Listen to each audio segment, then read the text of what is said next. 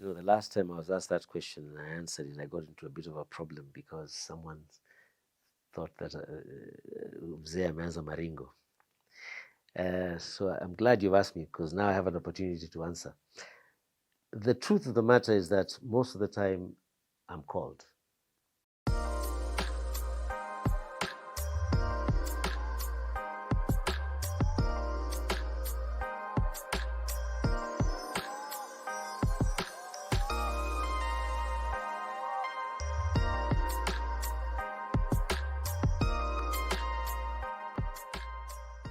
Hi guys, welcome back to the channel. In today's episode, I am hosting one of the veterans in the creative industry. He has a lot to share with us. Let's join in the conversation. My name is Dennis Musyoka. I'm in my 60s. I'm a full-time husband, father, farmer. I delve kidogo into writing. Sometimes I act. That's what I do. And today we want to delve into the acting part. Okay. Tell us how long you've been an actor and where you started your journey into acting. It's a long story. After my Form 6, which I did at 1978, we had a waiting period. Back then, there was a year or something like that, before we went to the university because of the politics in the university at that time. There was that kind of thing happening. So I saw an ad in the newspaper for some training course, and I applied and was called very quickly, I think in a week or two. And it turned out to be Kenya Institute of Mass Communication. So I went there, did my interview. God is good, I was called. And I discovered it was a crash course. We were doing television, radio, print, and of course there was also the technical stuff. Those ones were a longer period. But TV and radio was crash. We did an 8-month intensive training at KIMC. Then we moved to what was then called Voice of Kenya with our lecturers, our teachers, as our bosses.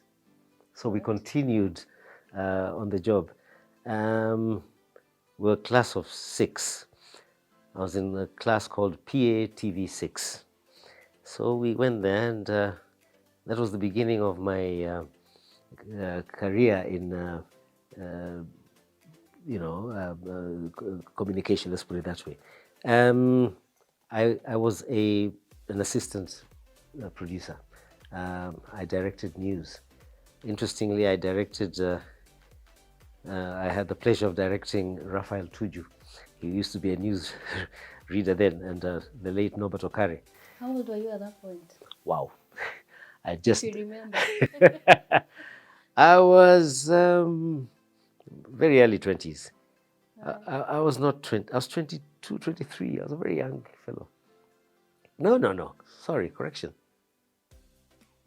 I was 21 years old. I was 21 years old.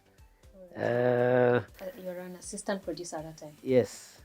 And then I worked for a while, and I was called to the university. Then I asked for study leave. Unfortunately, that was turned down. So I never retired. I never resigned. I just took off. I had a crisis here. What do I do? Do I continue working or do I go to school? I thought I needed to go to school. So I went to school, and I took a totally different tangent. I read business management. My specialization was accounts. So when I finished, I went into industry, and I worked in various organizations for a while. But I soon realized I was not cut out to be an accountant. My leaning was towards things creative, and I got bored. Let me be honest with you, I was totally bored. How long were you in in that industry? Let's just say the next what? I finally went back to theater around 19. Uh, what was that? About 95, 96. So that's when. Well, but before that, I actually did other things. Retired. Let's call it that way. Let's call it retiring. I went into other things. I started some projects. I went into business. I was even at one time I was an auctioneer. I've run restaurants, and it was during one of those sessions when I was running my restaurant. I met a gentleman called David Mulwa, Dr. Mulwa, former lecturer at Kenyatta University. Ken TV, I met them, and they gradually reintroduced me back to television. I started doing a program called Nairobi Law. And So then, when he introduced you to Ken TV, at that point, did you want to go into it? Had you thought about it? What was the plan no, at I that hadn't. time? That's why I call it an accident. It's just one of those things. I was introduced to these gentlemen. We had a long chat, and they told me, by the way, we have a role that you might be interested in playing. I had never considered myself an actor, but David introduced me as a great actor. I didn't want to let him down. So I was given a very small role. I was given a very tiny role in the show Nairobi Law, and that then our friendship blossomed with the producers of this show.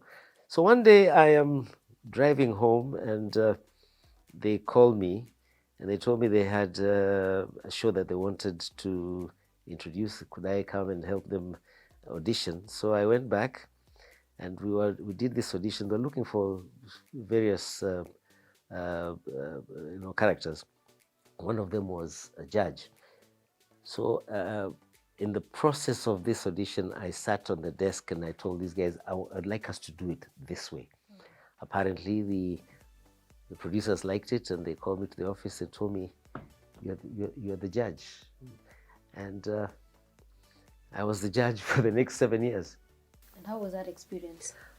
How are the nascent years of getting back into acting?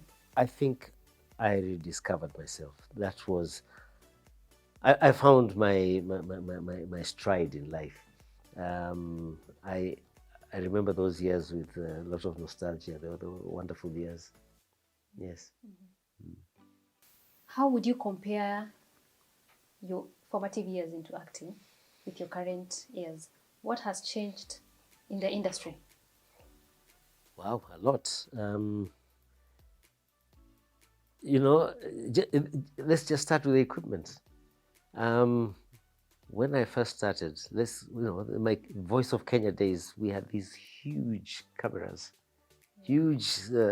I forgot the name. The massive cameras that we had in the studios. Today, look at what we have today. Tiny little things you can put in your pocket. And then back then we had only the Voice of Kenya. Yes.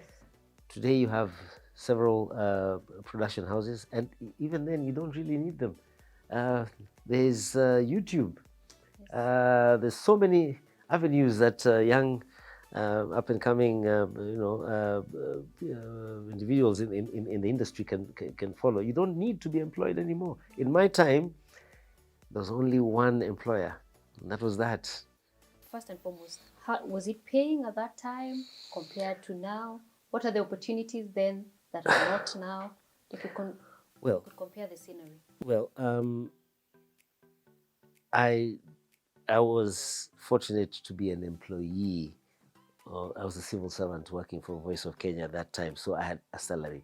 But let me tell you that I could see that the characters who came to the studios, I'm talking about, this is the time of Mzee Pembe and Mama Kayai, that kind of time, they were not very well paid. Over time, that has changed. Not enough. I still feel that uh, the arts are not recognized as well as they should be. Compare our country with a country like South Africa. You may argue they're a little more developed than us, but wait a minute, arts is art. Um, we need to improve on that. We are paid much, much better, but comparatively, no. So what would you say would have to change for the artist to be paid better? And is it the right time for that to be done? Absolutely. Um, Look at how many people are involved in the arts today. Just take a walk to the National Theatre. I'm not talking about just the theatre. By the way, I sometimes feel that the live shows probably pay better than the television roles, unless you are a known quantity, you are respected. I feel very sorry for the young upcoming artists. Roles are few and very far between. You can actually go a year, 2 years without a role. What do you eat in the meantime? My advice to any young person coming into television today is please finish school, have a job or something that you can a fallback position, and and I'm sorry, I have to say this. Today, this should be a side hustle. I thought now it would be the main thing, and would- another job would be the side hustle compared to where you guys have to I would wish it to be the main thing. So it's still far from it. What happens when you have a role, it runs for 2 years, then the show is cancelled or it runs its course, and then you wait another 2 years before you get another role? What do you eat? I mean, let's be practical. And that's why I'm saying today you need to have that, look at it as a side hustle, especially if you can do something like, many young people I see today doing. You have your YouTube channels, etc., etc. You can then make, something to live on. But I would not advise a young person to come into our profession without a fallback position. Yes, and that's the way it is. Yes. So you've always, even as you're acting, you've always had something else Yes. aside for you? Oh, yes. Oh, yes. Have you been in a position where a role has been conflicting and you've found yourself choosing whether to take the role or not? Yes. Case in point, my role in a show that was called Rafiki. I'm a practicing Christian. And there are certain things that to me are, probably not what the world thinks is right. But I was in this show, which is a gay show, and I asked myself, do I take it or do I decline? And I told myself, wait a minute, you live in the real world. This is a story that needs to be told. And I think it's an important story because today it's here with us. So I took it for that purpose. And I was that father who was totally against the whole thing. At one point, I slapped my daughter. A thing I would not do normally. I don't strike children. But that's what the script said. But I did fight with myself. Do I or do I not? And I realized it needs to be told. So I took the role. Yes. And currently, are there roles that you would never take? What defines you as an actor? I'm a husband. I am a father. I have grown children. I am mimi ni mzee wa kanisa. Don't put me in certain situations, super compromising. I don't mind, for example, I'm acting with my wife, quote unquote. To make it real, there are things I need to do to make it look realistic. I'll hold her, I'll probably give her a peck on her cheek, I'll call her darling and things like that. But asking me to go beyond that sometimes can be a no. Yes. And going forward, what would you say the industry needs to look at to make it a better industry for those who are upcoming? You've said the younger people need to have a side hustle, but what are the core things that the industry needs to look at so that artists feel that they are well remunerated? I think we need to benchmark, ask ourselves what are thespians in other countries being paid, what are their working conditions, how do we treat them? If we can do that, I know the economic situation universally is not good, but if other countries can do that, so can we. I'm driving home with my family, and we stop the local shopping center. We want to buy some stuff before we get to the house. I'm talking about Ushago. And a lady walks up to me and tells me, niko na kajujuku kangu katundu sana, kana utundu mwingi sana, nataka kukuletea so that you give her a job to do. So I ask myself, so mimi ni mtundu? That's how life looks at us. Mm-hmm. Just yesterday, I was in town, and a driver comes out of a car, comes and tells me, you really make me laugh. I asked him, what do I do to make you laugh? He said, when I watch you, I laugh. I said, but I thought I play serious roles. I am this good father. Yes. How do I make you laugh? Then I think he realized he had said the wrong thing. That's not what he meant. Mm-hmm. Look at us as serious people. We teach, among other things. We show you what life is really about. So I think we're just as important as teachers. Maybe people don't know how to distinguish this one is an actor, and this is the role they take, and now this Dennis, the other person, detach it from. Absolutely. I was talking to a friend of mine not long ago who told me that he was slapped on the street by a lady because in the show that we were in together, he was mistreating his girlfriend. Mm-hmm. They forget that that's the character, not the man. And this lady walks up to him and says, Pap, why are you mistreating my daughter? I told him, it's probably because you're doing a very good job. It's so realistic that she feels it. But you must distinguish between the fact that I am not the character I play. I am me. Serious husband, serious father, son, individual. Now you're in your 60s. Mm-hmm. What does the industry look like for you? Or rather, what are you looking at? Are you called for roles? Do you go looking for them? What don't you take? What do you pick?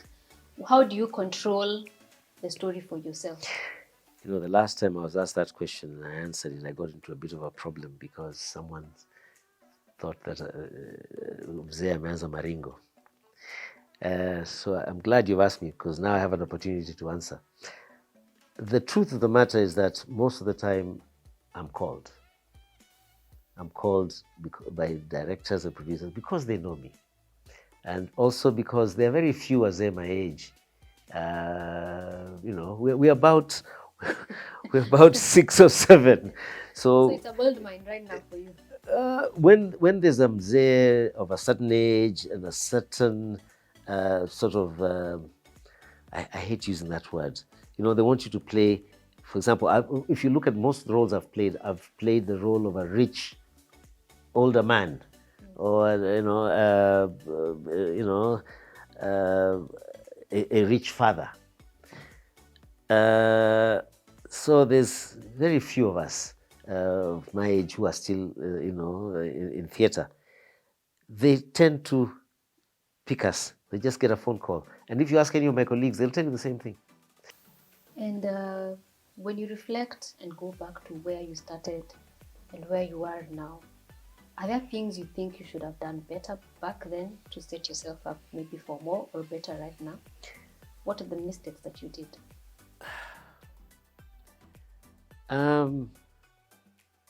I think I should have been a little more aggressive.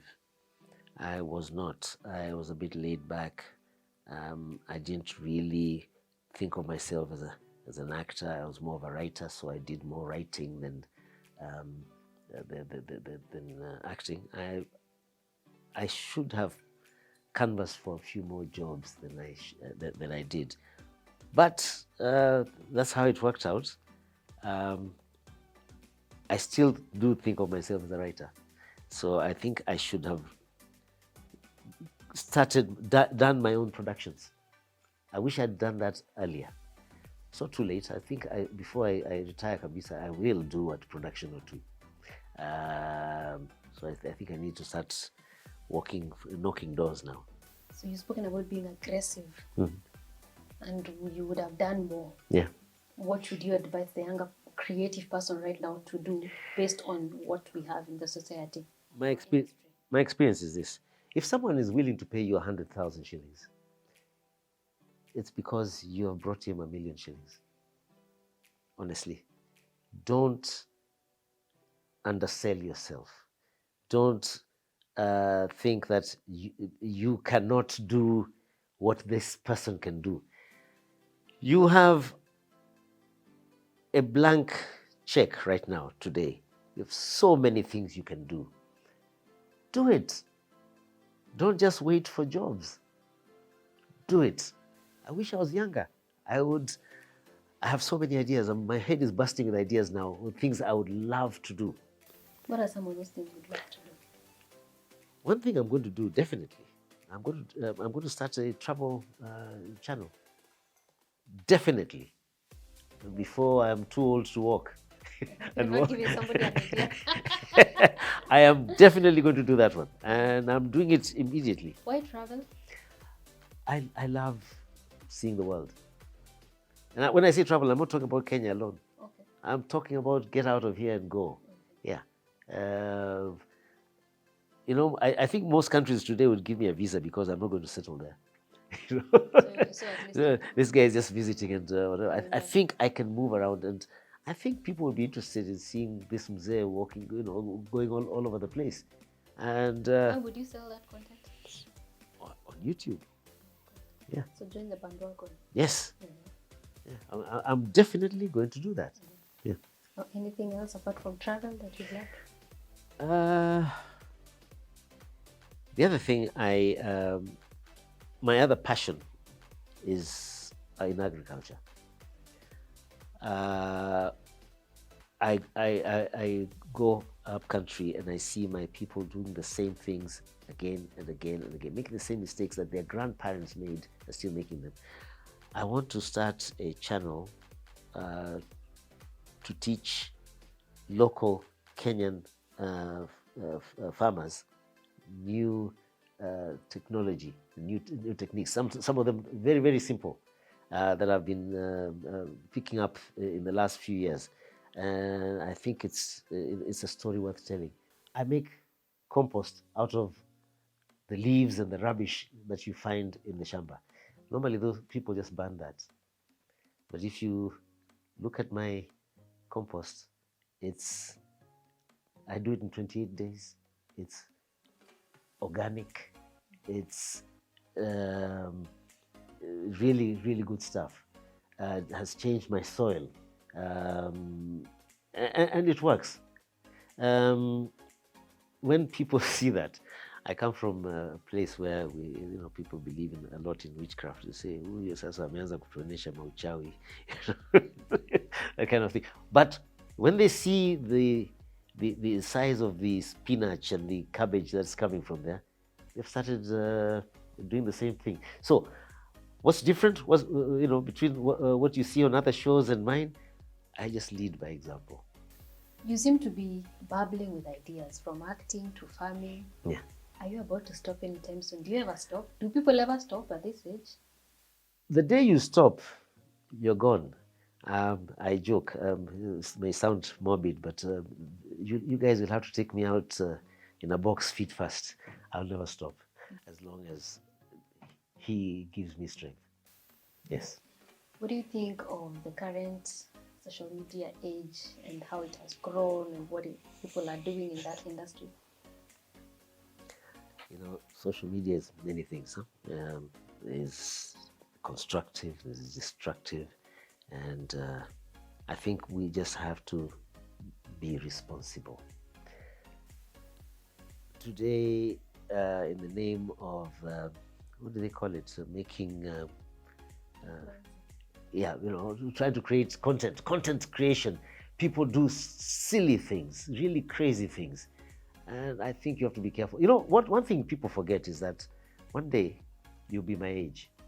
You'll be a guka. And the internet does not forget. And your grandchild is going to come.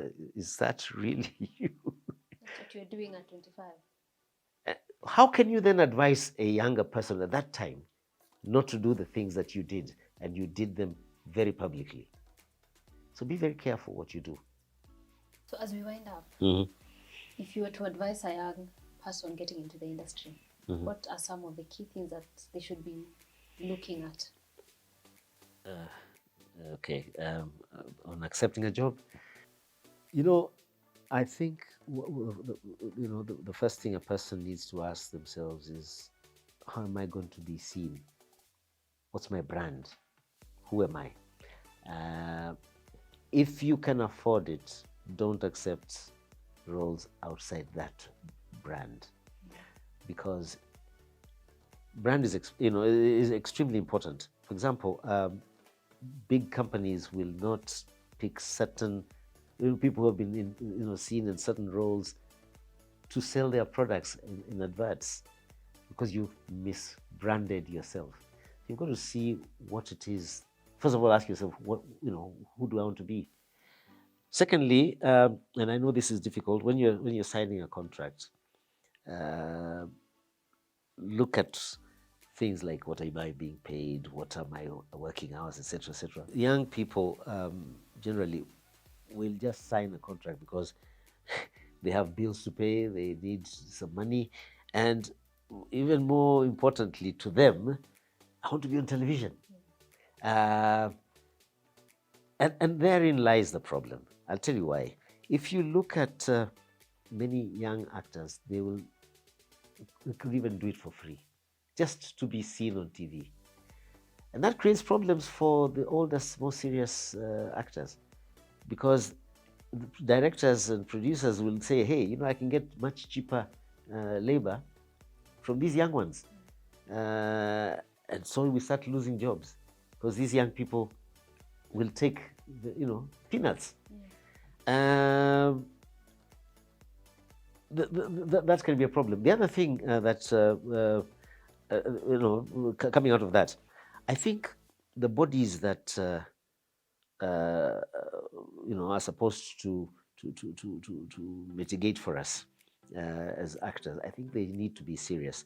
I think we need to come up with serious suggestions that probably go to into law, that we should be paid a minimum of, say, XYZ, something that people stop living below subsistence levels. I know a few really hungry actors, really hungry, and that is sad. Be careful what you sign, because it may look like it's not affecting you now, but it will affect you in the long run. Because if the industry realizes we can pay these people peanuts, that's what you'll get the rest of your life. Yeah. So creatives, what has been your take home from today's episode by Dennis Musyoka? I sure have learned one or two things. Please like, share, and subscribe as you leave a comment below on what you've thought about today's episode. Until next time.